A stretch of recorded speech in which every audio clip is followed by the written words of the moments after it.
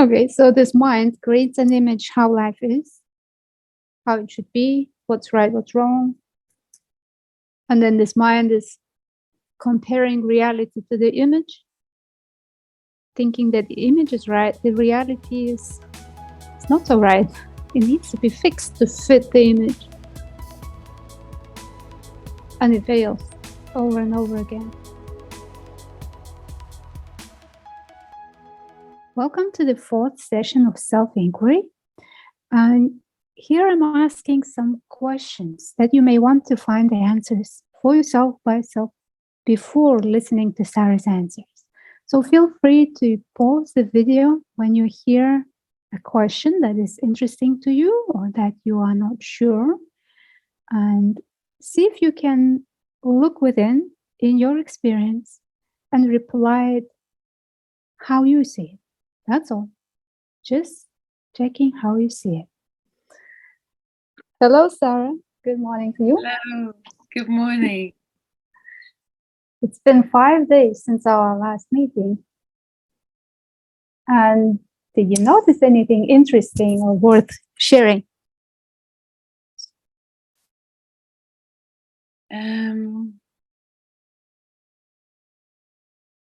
It really feels like this is a process, and yeah, I go through times when everything feels very much like before I was interested in non-duality, and I see life in that way, and then I'll just be walking and so on, and I'll see life in a very different way. I'll just notice I'm walking.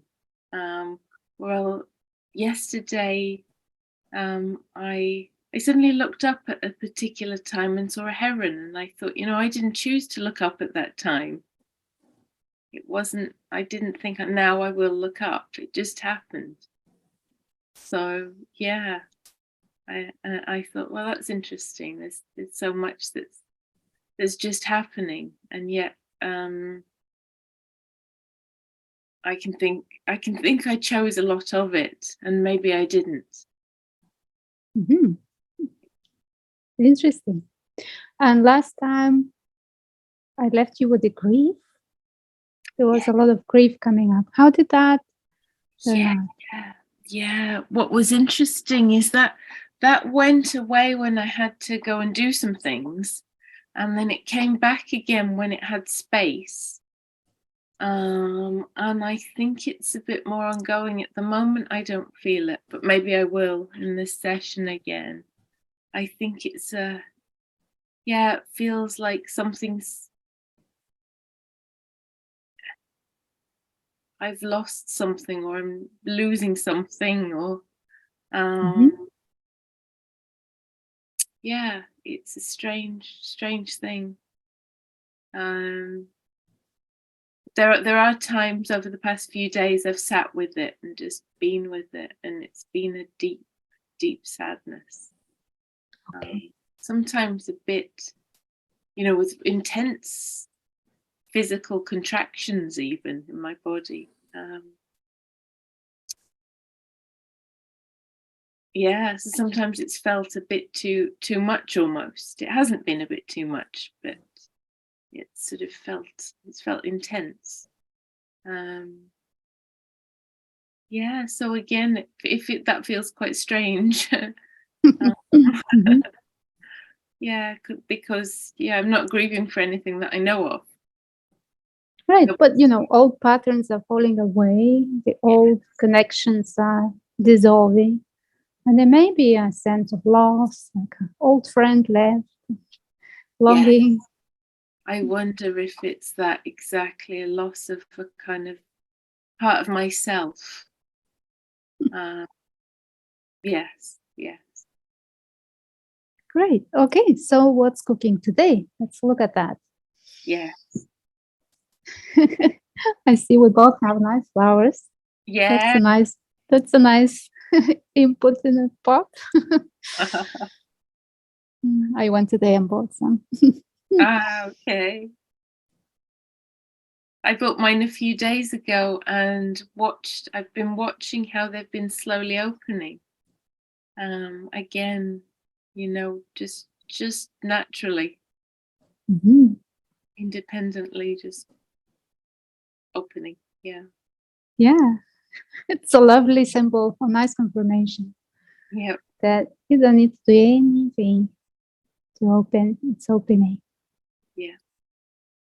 Mm. What I've been reflecting on is how, because of some trauma I had in early life, I sort of I focused throughout my life on kind of having a sense of control, Mhm. um, on having a sense of sort of being a decision maker and a doer, and um, so seeing that I don't necessarily have so much control, um, maybe that's where the sadness comes from as well, because there's a way in which it's felt like that control's been important to me. Mhm. It's been a way I could stop difficult things happening to me. And just as I talk about that, my cat Luna's come to visit.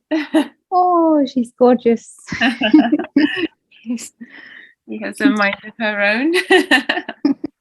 My cat is under the bed. It's sleeping. What comes to share is this interesting story that I was working with somebody, some woman, and she was saying to me, like she is afraid that the plane can fall down if she's flying. So when she goes on the plane, she starts working. She's like holding it up, holding this plane up all the journey, like really working, sweaty, just doing this work so the plane wouldn't fall down. And not just when she's flying. She was doing that for all her family or friends when they're flying. She was like, I have to do this. I have to hold this plane up. And she was so relieved realizing that she's not holding the plane up. Yeah, That it's not her job. amazing, amazing. Yeah. Here's Luna again. Look. What? Oh, hello, Kitty. What's she about? Sweet. I'm down here on my lap. Yeah, yeah. That's interesting. When I'm on a plane, what I do is I notice at what point, when it goes off, I look down and I think, at what point would I die if it just suddenly fell down? And then the whole journey, I kind of know I might die if it suddenly falls down. So it's the opposite, I think. For me, I feel totally not in control in a plane. And then there's nothing I can do. And then as we're landing, I look down and I think, at what point would I not die if it suddenly suddenly fell down? And I just have to be open to dying. Uh-huh. When I fly, because I like to travel. That's what I really like to do. I like to travel. So yeah, it's strange thoughts. So for Yes. me, it's the opposite. On any public transport, I feel like I'm not in control at all. And just have to be at the whim of the person in control. And I always think to myself, well, they don't want to die, so Mm-hmm. they're protecting themselves. So that's a good thing.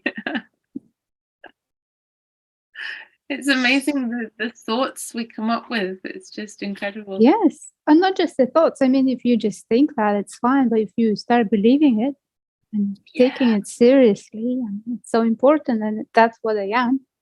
That's it. You are had. You've been had by the thoughts. Believing your Trapped. thoughts. Yes, that's a big one. Yeah.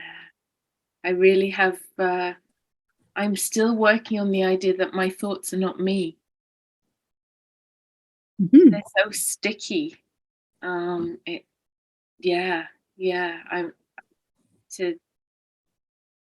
to really think, hold on, that thought just randomly arose. I didn't choose it.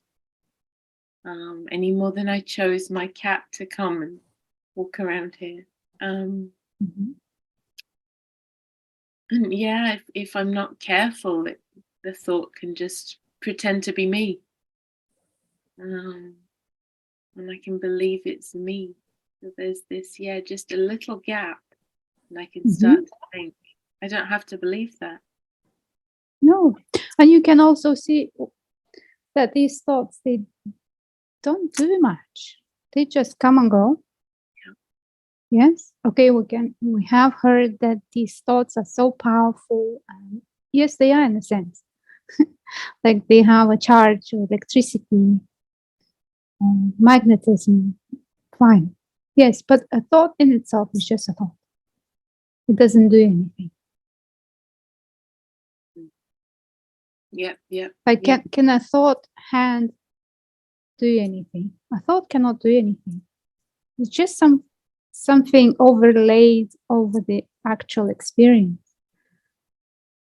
And it's not a thought that moves it. Like if you tell your hand to move it by thought.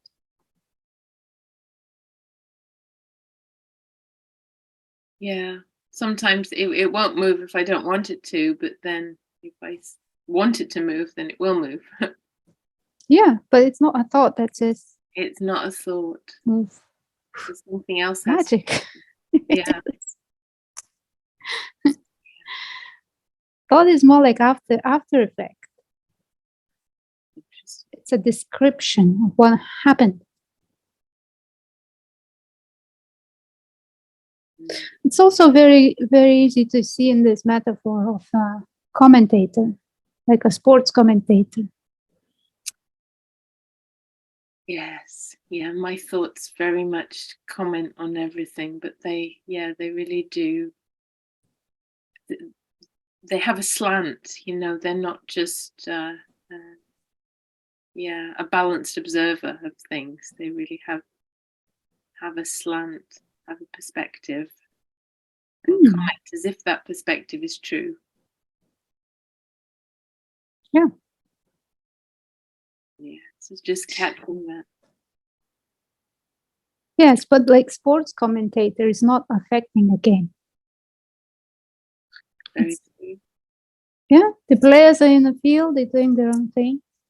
They don't even know about the commentator or his words. Yes. Like things are happening, everything is doing their thing. And then there is a commentator that talks about the best moments, the worst moments, the hopes, the ideals, failures, just talking. And it has an effect on emotion. Yeah. Yeah, because if a thought is believed, or the failure is bad, they fail, and there is emotion. Yes. Yes. So it's kind of life is showing up, it's happening, everything is doing their own thing. I mean, it's the same life doing its own thing. And then this voice is doing its own thing. The thoughts are doing their own thing. She's describing. And emotions are doing their own thing, responding to the descriptions. Yeah.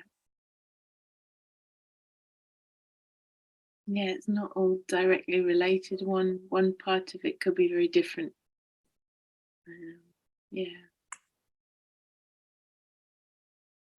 They don't necessarily all have to follow each other. They're, like you say, the players don't hear the commentator. Yeah. Yeah. Okay, so this mind creates an image how life is, how it should be, what's right, what's wrong.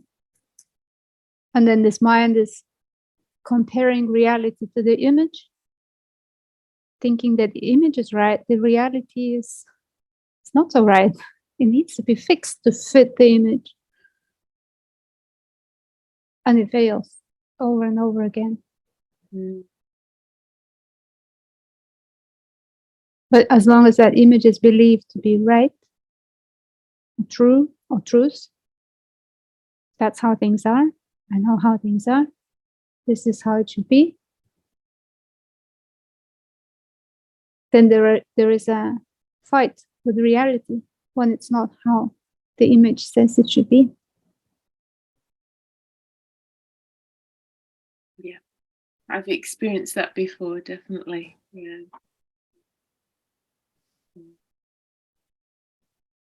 So the question here to ask is, does this mind still want to fight reality?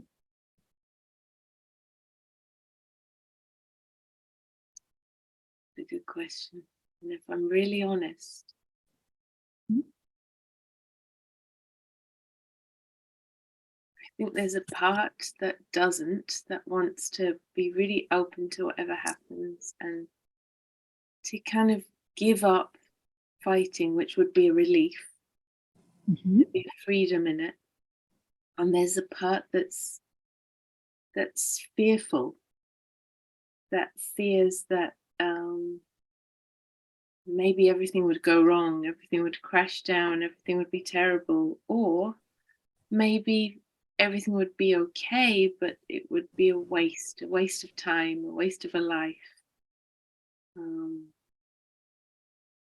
That if I stay in control, or apparent control, then I could do more interesting things during my life, get more done, travel more.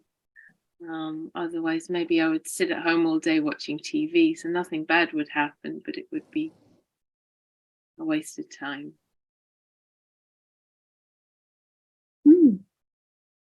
Well, it's good to notice these concerns. It is. It's interesting to see what the mind comes up with. Yeah. But there's this real desire to let go and to just experience that freedom, but then the mind comes up with this. Okay, so let's ask this mind serious question. Say, what is the worst that can happen? What's the worst that can happen? If As a result of freedom, yeah. The result of freedom and loss of apparent control. Imagining now sitting in my room downstairs, watching TV, but suddenly the couch has changed and it's a really old, ugly couch, and there's mess everywhere, and some Oprah Winfrey's on. And she's saying something. I'm just sort of staring, and she's kind of really passionately pointing something out, and I'm just kind of staring. Don't really care about what she's saying, but I'm not switching it off. And I'm smoking, chain smoking. And the whole picture's grey. And I'm on my own, even my cat's left. She's found a better life. That's terrible. Yeah, it's really, my mind creates these scary images. Okay, you can sit in a grey room with no cats and just TV. Is that really so bad? It's like the end of the world. Not the end of the world. And at some point, surely I would switch the TV off. I can't just. Sometime Oprah would stop talking. Something would have to change. Something would have to change. Maybe I would pick up all the mess around me and clean it up. Yeah, well, the freedom is to sit in a mess and to clean it up. It's freedom. Yeah. And I think that reminds me of something that I really learned. I think it was yesterday, that everything is always changing. You know, this image, when you said what's the worst that can happen, it was a still image, almost like a photograph. So it's like the worst that could happen is that I could just always be in one position. which just true. I would have to go to the toilet, I'd have to go and get a cup of tea. Or buy more cigarettes. Or buy more cigarettes, they're going to run out, yeah, which would involve walking to the shops. I might even see a bird while I'm on the way, or someone else's cat. There we go. So there's a way in which my mind tells me that the worst case is something really dull that would remain static. And that's just not true. Life is always changing. It's always constantly changing. And there is no knowing what will happen either. Yes, that's really true. I wouldn't have predicted my life. Yeah. So this freedom is just landing into what is already here.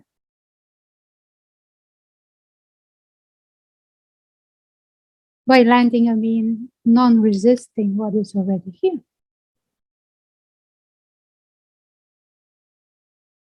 Yes. Yes. Just not fighting it, sort of trying to control it.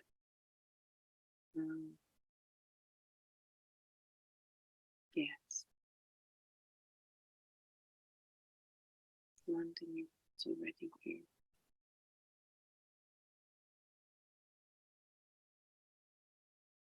And this landing looks like the old patterns, old stories, old pains fall away. At the same time, new freshness is noticeable. Freshness is like every day. That changes every day. Like today, here we go. We have fresh flowers. It just happened. That freshness and falling away of the old, it's settling into the beingness, into this natural state. Yeah, okay.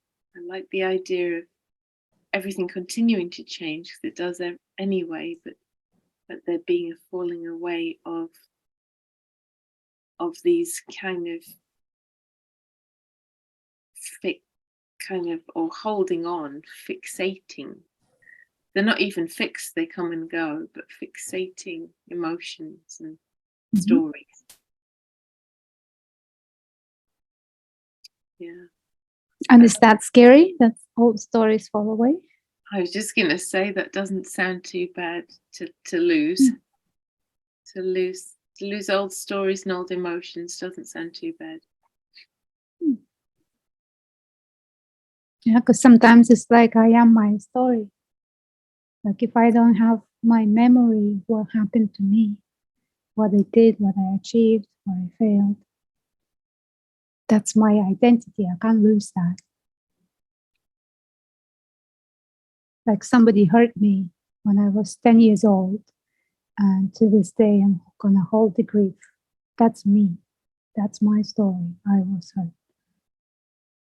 So that feels like an identity. Yeah, and I really see that in other people. I think, my goodness, you're really holding on to this idea of yourself based on something in the past. And things could be so different if you had a different perspective of the past. Yeah. Okay, so this falling away of the story, in this sense, is falling away of the grief, like releasing the grief, remembering that yes, that happened, that's part of the history, but it's okay, it's no longer painful. That's the falling away of the story. Okay. The falling away of the grief. So the grief that I've been feeling is a way in which, yeah, there's a bit of holding on linked to the grief, as well as letting go, like a friction. And the way it leaves, falls away, is by feeling it. So yeah. by allowing it to pass through. Yes. Yeah. Not trying to control it. Yeah. Makes sense. So, yeah. I've been noticing as well a kind of,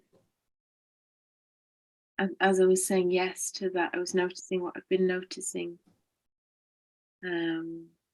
more recently as well, a kind of more of a stillness and a slowing down in a sense. I don't need to rush to do so much. I need to constantly rush. There are times when I think, oh my goodness, this kitchen's a mess and I'm busy cleaning it up. There are times also when I just can, it just feels okay to be still a bit more.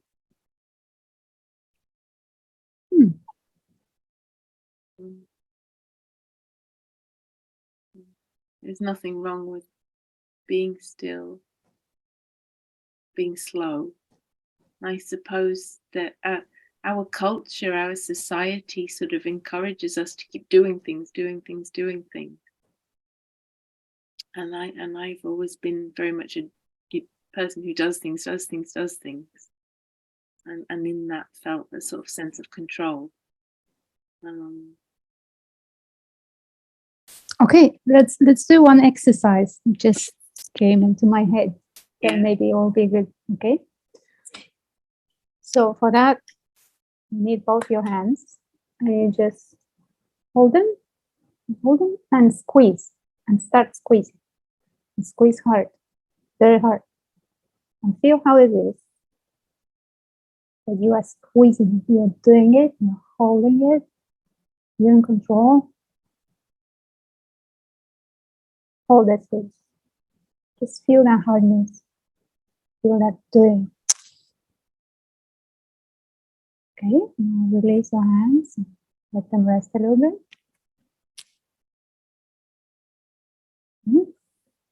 And go back to the same. And start squeezing. But this time, feel the squeeze. Feel that you are receiving the sensation, that you are perceiving what is here. Look at it from a sense of receiver, from a viewpoint of being held, the sensation of being squeezed, like you are receiving it.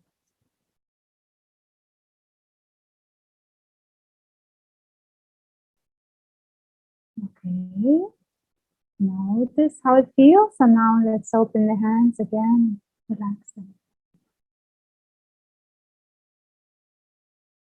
Okay, and one more time. Hold the hands again.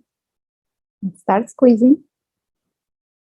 And look at it again from this doer perspective. You are doing it. You are holding it. You are pressing it. And as you are doing that, can you tell me, is there a subtle or clear difference between how you look at the same thing from doers and from receivers' point of view?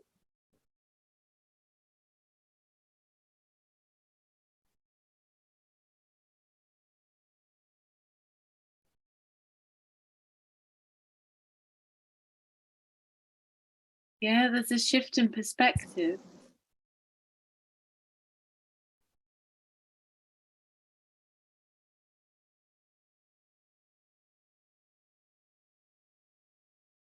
And from the doer's point of view, there's a way it kind of feels like there's effort. And from the receiver perspective, it's a kind of, there's an opening and then more of a letting go and being aware of. And yet things happening. It's an interesting exercise. Yeah. Yeah, I find that when on the receiving side, there is some kind of softness. Like even the squeeze is the same hard. Like there is softness to it.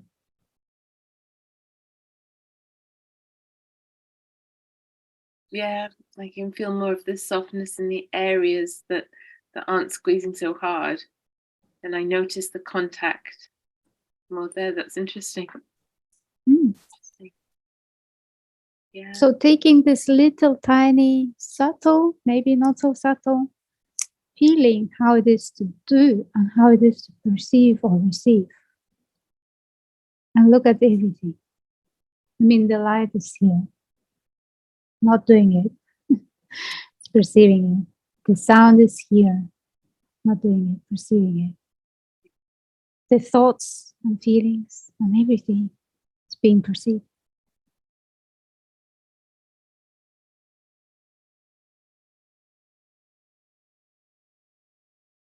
Interesting. To see, to just flip that round and see it in a different way. Nothing changes apart from the perspective. Yes. Yes. Because it always depends on where we are looking from. Like our view depends on where we are looking from. Like if I'm looking from idea that I am separate, then I see separateness everywhere. But if I look from openness and spaciousness and formlessness and just being, everything softens and it's one movement of one life. Yeah. In that being, it's playing out. Okay. Yeah, that makes sense to me. That does. Just that shift in perspective. Mm-hmm.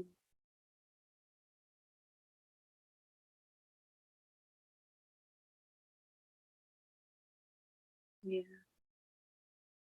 And to make, because I can make the shift with the feeling of my hands. I sort of know how to shift my brain to change between feeling me doing the squeezing and receiving the squeezing.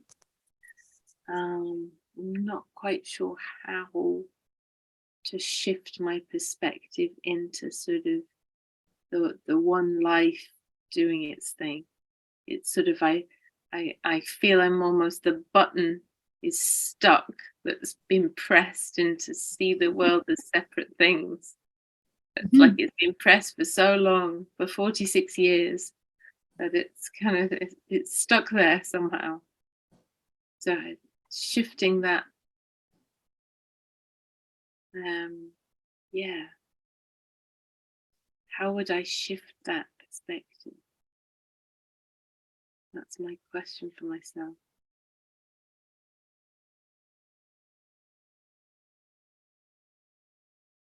It would involve being more the receiver, I think, rather than the doer.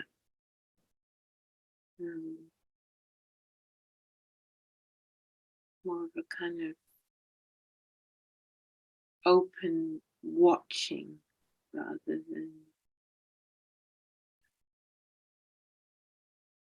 than a sort of moving forward to doing.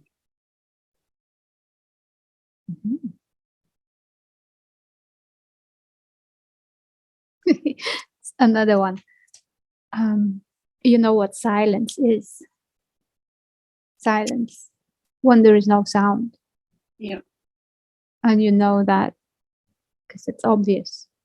It's like innate knowing. It's not learned knowledge, or nobody has to tell you what silence is. Theoretically, you know what silence is. And then in that silence, we hear sound. It's like a space for the sound. Right? The sound comes in, stays, and goes. If you ring a bell, it comes in, stays, and dissipates and goes. And then if you remove all these sounds, you will hear more subtle sounds, like your own breathing or heartbeat, or I don't know, vein pulsing. Me, yeah. Yeah. So that silence is there. It's always there. It's what allows the sound to be heard, experienced. Yeah. So if you remove the sound, color, taste and smell and body sensations, there is silence there underneath it all. In between the thoughts, in between the feelings, there is beingness.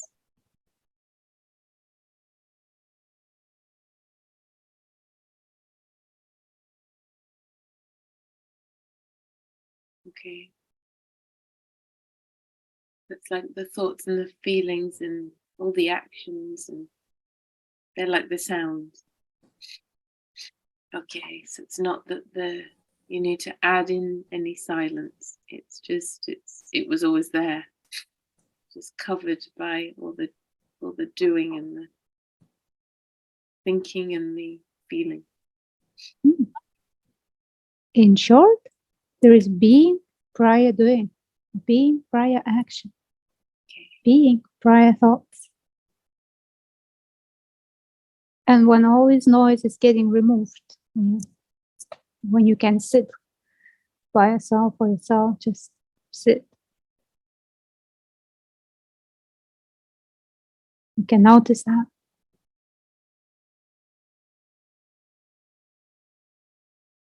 Yeah, that makes sense. Just feeling more quiet, more calm. There's so much going on. Okay. Yeah, but if there is a lot of noise, a lot of stories, a lot of pain, a lot of unresolved stuff, it's very, very, very difficult to sit still.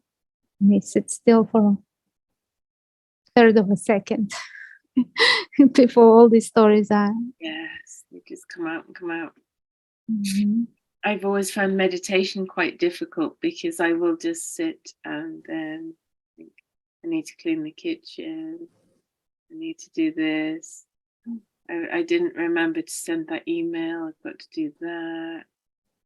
And then I'll hear the TV. My husband watching TV. Oh, it's too loud. He's watching another war film. Oh, God. Oh, I've got to remember to feed the cat. And next Saturday's free. I've got to make sure we do something next Saturday, plan something. Can't just leave it free. That'd be a waste of time. Blah, blah, blah, blah, blah, blah, blah, blah, Yeah. blah. And then suddenly, even though I was angry before, it all came up again. And I remember the story and I'm angry again. Yes, so you know what I mean. Like there is no third of a second of silence in between all this noise. There's no break. Great. Yeah. And yeah, that noise has to settle more and more by resolving all these issues that haven't been looked at. Yeah.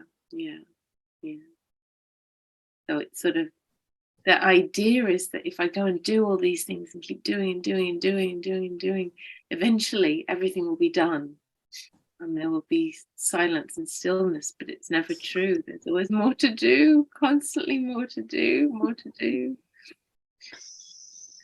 So yeah, it's a different approach is needed. Yeah, so you can get to being by doing. Being is here when the doing ends. And the doing ends when you see that there never was any doer at all.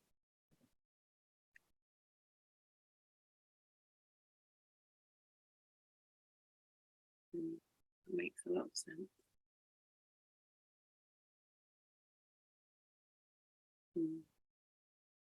And no doer doesn't mean no action. Yes. Or no movement. There's always movement. It moves. Everything always changes. no doer.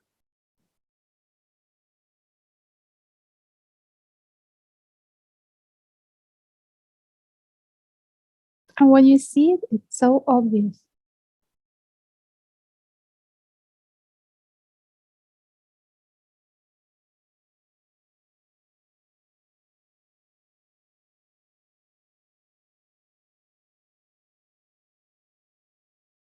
Like, is there a doer right now?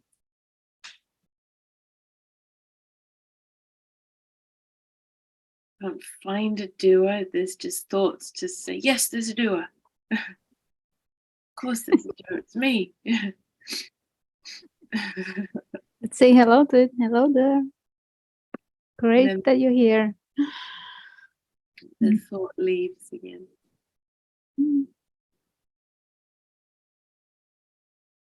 Yeah, I notice I sort of move my feet, and yeah, nobody did that. It wasn't planned. It wasn't noticed it after I'd done it.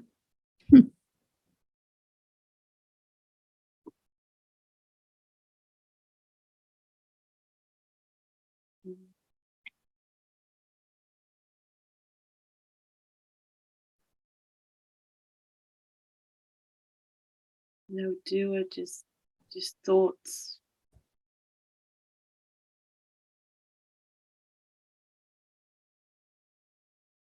Imagining a doer. Yes. Recreating on the spot. Recreate.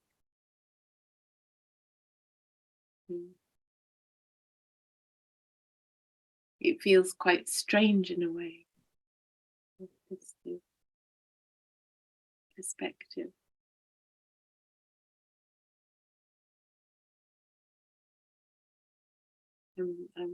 A thought came up about going for a walk and noticing, yeah, what's happening that isn't being done. Like with the hands. Yes. Yeah.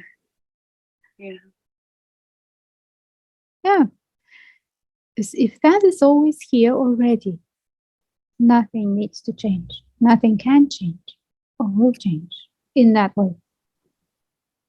Like when the mind says that there is fear of losing something, but you cannot lose what was never there. Yeah.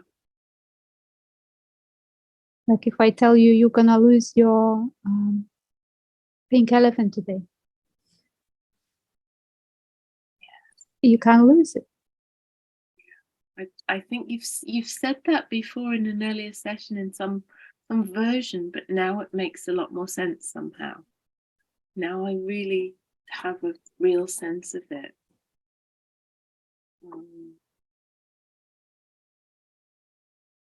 Yeah. So the only thing that gets lost is the old viewpoint, old belief, old lens to view life, yourself, and everything. And that's not you, it's just a filter, the mind created filter, not a loss. Yes, no, I'm very clear that I have changed throughout my life so much. There's never been a single solid me. My body's changed completely, and my perspective on life, the things I enjoy, the things I do, the things I'm interested in, it's all shifted and changed. But there have been a number of different people, really.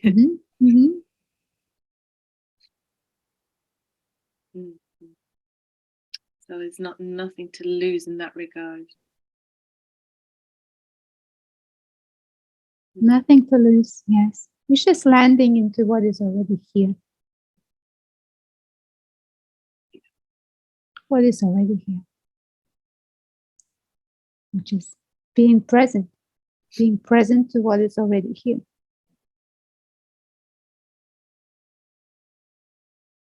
Yeah, that somehow makes more sense than it did in previous sessions. it's already there. Not like I can do something to have to do something to find it, or to constantly be something to have it.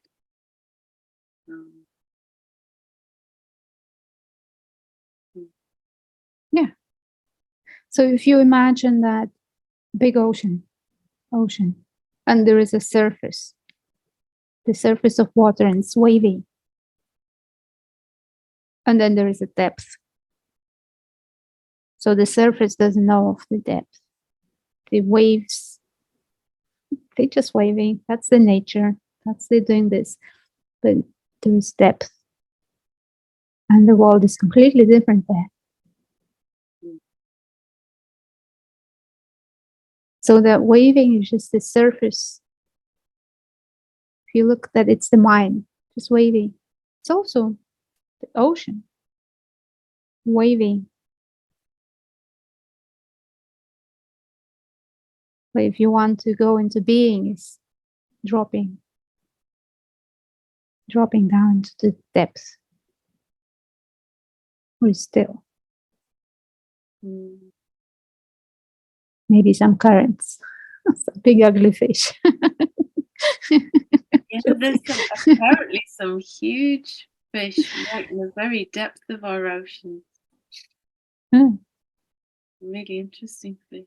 Yeah, different. Okay.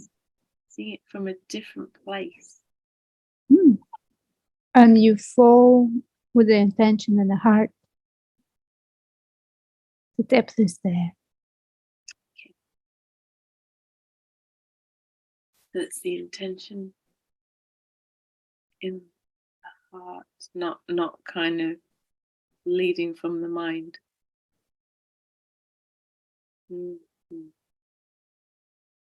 Makes sense. Yeah. Yeah, I've noticed even in this session, it feels like I experience a lot more stillness than I have in previous sessions as well. It's a kind of stillness of being, and then occasionally there'll be a sort of thought, or a thought, especially about time. This afternoon, this should happen or that should happen, which takes me out of the stillness, or else a feeling of, there's a kind of, today it's not been so much grief as a kind of occasional just pangs of nervousness that might be linked to not linked to thoughts directly, but linked to our exercises, kind of I think linked to sort of experiencing the stillness almost. It's like, what's this? This is strange. This is not interesting. So this beautiful stillness, and then the kind of, oh, this is dangerous. A strange sort of way, even though it's nothing dangerous about the stillness at all, except it's unfamiliar. Maybe it's unfamiliar. So interesting how the reactions arise to the stillness, either the thoughts or the emotions that certainly I'm not in control of. I'm really aware of that. They're just arising. I'm not in control of the stillness either. I didn't decide to experience the stillness today, but just the sort of peace, still slowness that just arose. Look at that, our internet stayed stable. Yes, amazing. Yes, and I was really getting used to it cutting off. God, wow. Thank you so much. Oh, you're so very welcome. Yeah, it's felt so powerful. Thank you. Okay. Thank you. Bye-bye. Bye. See you next time. Bye. Thank you for watching, and I hope you enjoyed it and found it useful. If you need a guide to help you with the questions, you can come to Liberation Unleashed Forum and have somebody there to guide you through your own maze of beliefs and fall into being. And if you prefer my help, just send me an email and we can agree on some sessions. If you enjoyed this series, please press subscribe, like, and comment, as that helps the channel to grow. Till next time, thank you. Enjoy.